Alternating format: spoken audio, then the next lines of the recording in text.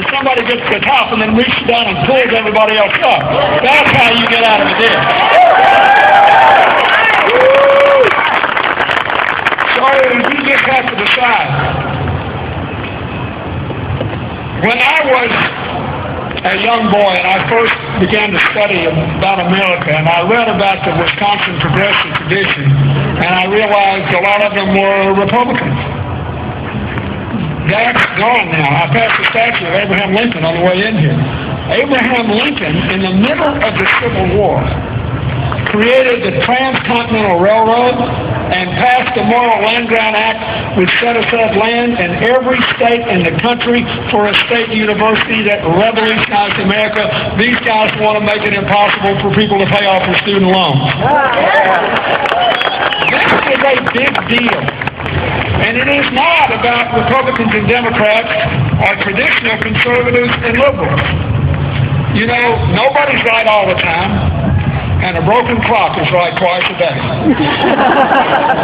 And all of us poor human beings, we're condemned to spend every day of our lives somewhere between those extremes. Nearly all of us are right more than twice a day, and nobody's right all the time. So to have a divide and conquer strategy is nuts. Did you see what the governor's closest recently nominated ally in the Republican Party said when he beat Senator Lugar in Indiana the other night? Dick Lugar was condemned for working with the President of the United States, who happened to be with another party, for national security. He said he shouldn't cooperate with him for anything. He said our views are too opposed and we have to keep going until we force the American people to make a choice. I will never compromise. That is what is wrong with America today. It is not the road back. It is the road forward.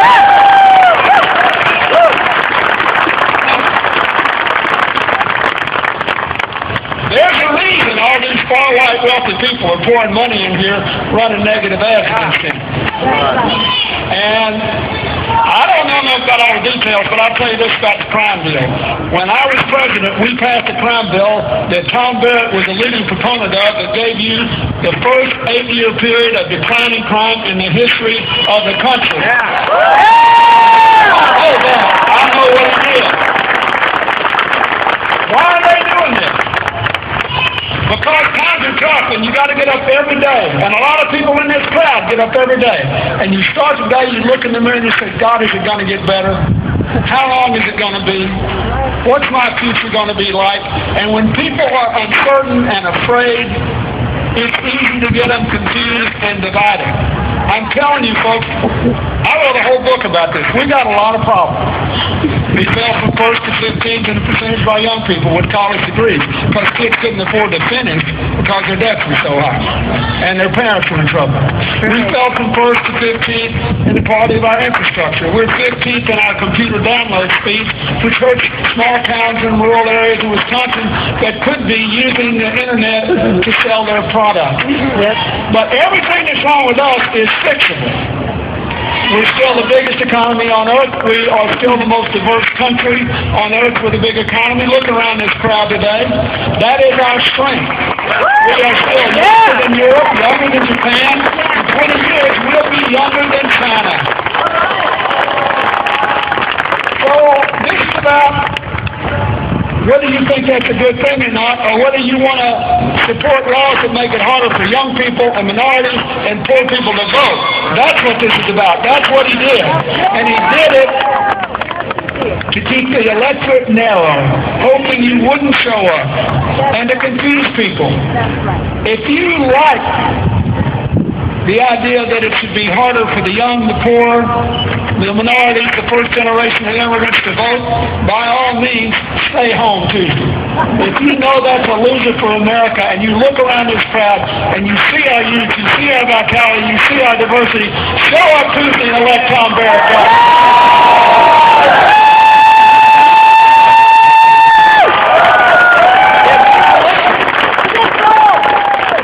If you believe in an economy of shared prosperity when times are good and shared sacrifice when they're not, then You don't want to break the unions. You want them at the negotiating table, and you trust them to know that arithmetic rules.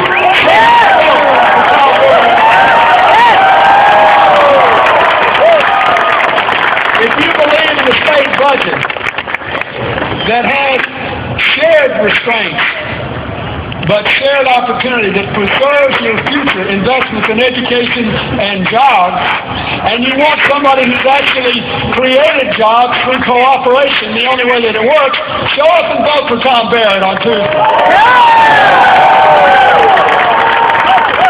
If you want Wisconsin, once again, to be seen by all of America as a place of diversity, of difference of opinion, of vigorous debate, where in the end, people's objective is to come to an agreement that will take us all forward together, you have to show up and vote for Tom Barrett.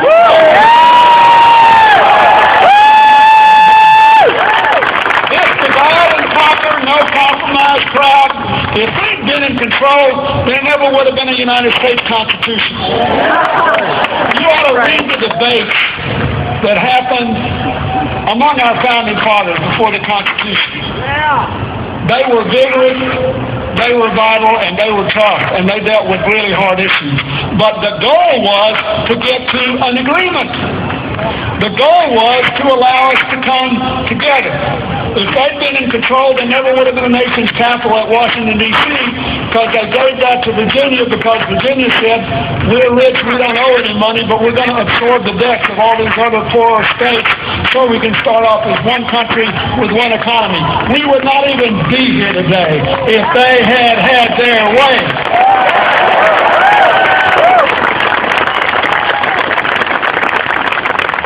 So I came from New York today for that reason. I'm grateful to you. You voted for me twice.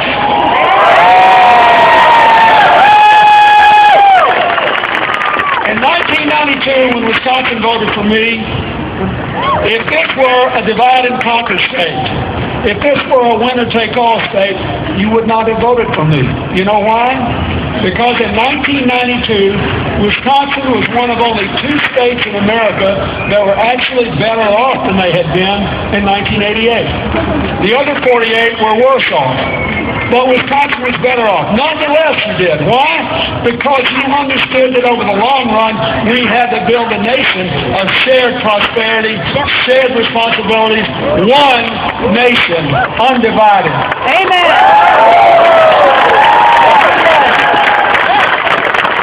When a child in Wisconsin says the Pledge of Allegiance, it is a rebuke to the far right, winner take all, take no prisoners, divide and conquer, constant conflict, philosophy of government. You get a chance, a second chance to do that. Ordinarily, I'm against recall elections. I went to try to fight one in California. But sometimes it is the only way to avoid a disastrous course. Yes.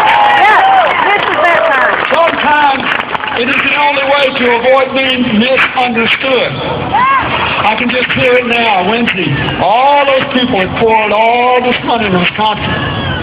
If you don't show up and vote, we'll say, see, we got them now. We're finally going to break every union in America. We're going to break every government in America. We're going to stop worrying about the middle class. We don't give a rip where the poor people get to work their way into it. We got our way now. We got it all. Divide and conquer works. You tell them no. You tell them Wisconsin is ready.